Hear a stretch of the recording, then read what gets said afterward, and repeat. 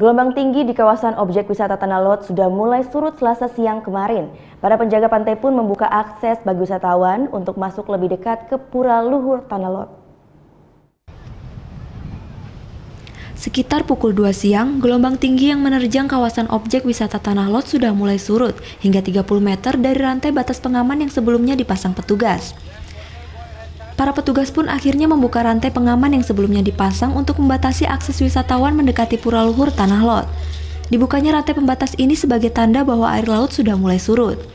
Namun petugas masih tetap memasang rambu-rambu di beberapa titik yang masih dianggap rawan dan akan kembali memasang rantai pengaman jika gelombang laut kembali pasang.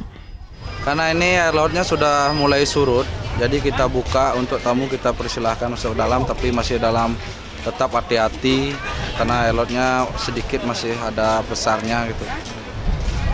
Tapi kita sudah pasang rambu-rambu juga di sana untuk setiap tamu yang datang ke sana melihat rambu itu, jadi mereka nggak berani lewat dari rambu itu dan tidak boleh dan tidak kami izinkan lewat dari rambu-rambu yang telah kami pasang. Selain wisatawan, umat yang ingin melakukan persembahyangan pun sudah diizinkan menuju Pura Luhur Tanah Lot meskipun harus sedikit berbasah-basahan.